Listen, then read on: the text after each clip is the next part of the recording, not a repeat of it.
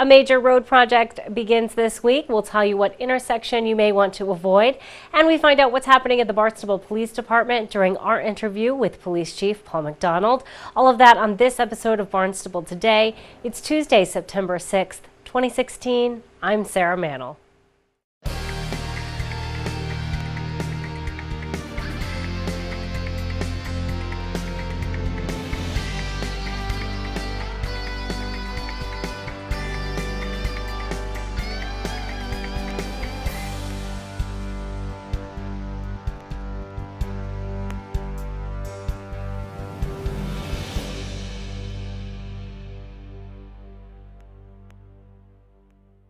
A major improvement project will begin at the intersection of Route 28 and Burses Way in Hyannis tomorrow.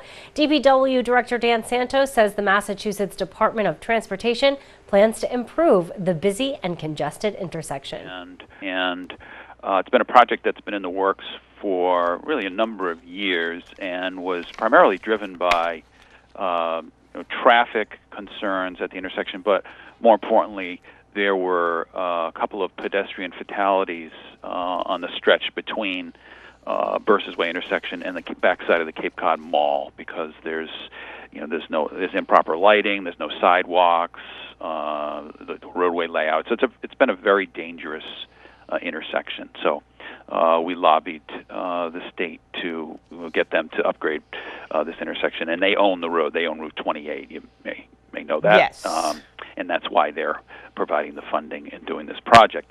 And so what we're going to be doing is relaying out the intersection, redoing the turning lanes, the signal, sidewalks, and it's going to go basically from just west of the intersection, about where my building is, the Public Works Highway Division and headquarters, to the lights at the backside of the Cape Cod Mall.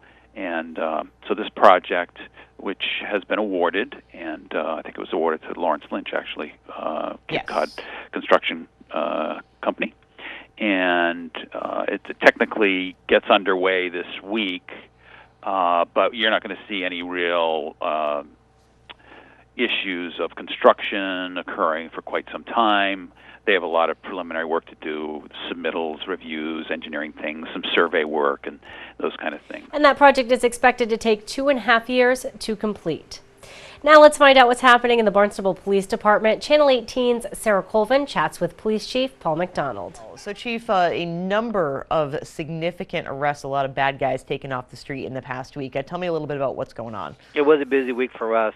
3 individuals that we've been looking for a number of months. We're finally able to apprehend all 3 of them. The first one was Christian Chapman. He's one of the members of the so-called Naughty Gang out off of C Street. He was a target of the original federal investigation back on April 5th. However, the federal warrants have yet to come down for him. But he's the individual that was involved in a shooting back on August 11th at approximately 1 o'clock in the morning at Puffer Bellies. We responded there for a fight. The officer got there. There was a large group of people congregating around an individual. He was subsequently brought to the hospital, and he was shot twice through the calves of both legs. Serious injuries, but he did survive the injuries. After the conclusion of the investigation, we were able to get a warrant for Christian Chapman. Then we spent the next 3 weeks trying to find him. We did find him last week. He was held up in a house down in Yarmouth. We were able to apprehend him without incident. And right now he's been held without bail pending a dangerous hearing, which I believe is scheduled for today. After that, if he does get that post bail, it will be a significant amount of bail because he's wanted for numerous other charges. And he, correct me if I'm wrong, is he the one that I was reading in the paper has like 90 past convictions, or not past convictions, but past run-ins with the law? Yes, that's on his board of probation. Those are not convictions. Those are the number of times he's been arrested and brought before the court. Wow. He is a frequent flyer. He is well known to us. And again, back on that April 5th, when we executed 18 of those search warrants, he was one of our prime suspects. Okay, at the time, we did not have enough for a warrant for him for the federal indictments, but we believe the federal indictments, they are coming down shortly, so hopefully we'll be able to keep him in jail, the House of Correction, until those warrants are actually issued, and then we can have him transferred to federal prison. Great, so he is in jail at the moment. He is in jail, being held without bail, and he is a bad guy. Great. Okay. So Christian Chapman, Sean Summers, I believe, is the next one. The other that two was gentlemen pinched? were Sean Summers and Miles Reed. Again, they have been target of multiple investigations by our narcotics unit. They are currently out on bail pending multiple charges that are coming up in Barnstable Superior Court. They're out and about. They had a run-in on Bristol Avenue last Friday night, and during the incident, Sean Summers allegedly waved a firearm at an individual, threatening him, and Miles Summers actually exited the vehicle after an individual with a baseball bat. The patrols were able to find him a short time later at Bursar's Way by the HYCC. They conducted a felony stop, and they took both individuals out of the vehicle. They both subsequently arrested and charged with assault with intent with the dangerous weapon. So they too are being held. And these are three real bad guys that we always deal with on a constant basis. Indeed. So, Chief, really good to know that these guys are continuing to get off the street, but I'm sure that investigations continue on many more like them. Absolutely. It's ongoing. As we take one individual off the street, there's always somebody willing to step up and take his place. So it's ongoing job. I guess it's job security. I guess I guess so. Now, do you find that when guys like this are captured, that you're able to get information that might lead you to others? Not with these individuals. We've dealt with these individuals so many times, they're not going to tell us nothing. I mean, if we get them doing a booking process to give us their name and date of birth, we're lucky. These are hardcore criminals. They know they're facing years in prison, years in state time or federal prison, so they're not going to talk to us.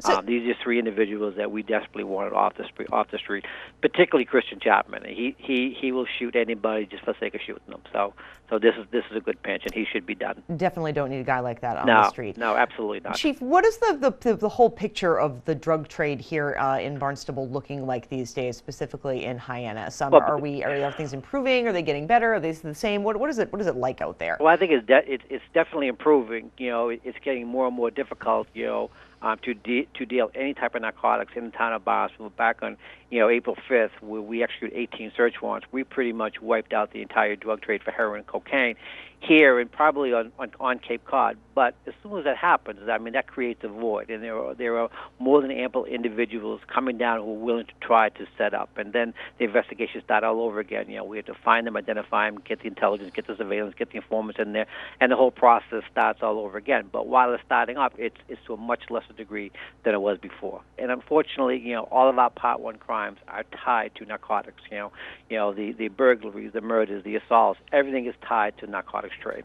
Sure. And is heroin continuing to still be the number one item on the block these days? A combination of heroin, cocaine. We're seeing a little bit of crack cocaine pop back up again. And again, it's all supply and demand. What is out there? If we take someone down years ago, it was the pills. The pills were everywhere. We were able to shut the pills down. Now it's back to powder form cocaine and heroin. Yeah. So we are seeing a resurgence of it, but it's nowhere near what it used to be. And that's reflected on the number of overdoses. Number of overdoses are down dramatically from what they were last 2 years. They are still significant, but yes, they are down. Sure. So, Chief, we just got through a big holiday weekend, of course, dampered a little bit by some windy weather. How did things go over the weekend, and were you mobilizing a little bit in anticipation of some of that tropical storm? We had additional patrols starting 4 o'clock Sunday afternoon right through yesterday, but as we all know, it was a bust. We were in constant contact with MEMA and National Weather Service, so they kept us appraised of what's going on. And it's obvious the weather is not an exact science. They weren't sure which way it was going to turn, north, northwest, or northeast. So we really didn't get what they thought we were going to get. However, it was still a busy weekend for us. Actually, we thought that people would start leaving the Cape Saturday and Sunday. They didn't. They stayed right through the weekend. So it was pretty busy, just dealing with the amount of pedestrian traffic and motor vehicle traffic. But all in all, it was not a bad weekend. Be sure to tune in to our hour-long news program, Barnstable This Morning, weekdays at 8 a.m. On tomorrow's show, we will chat with Jessica Silva, President and CEO of the Greater Hyannis Area Chamber of Commerce. We'll chat with Finance Director Mark Milne. Plus, we'll have all the news and information you need. For Barnstable Today, I'm Sarah Mantle.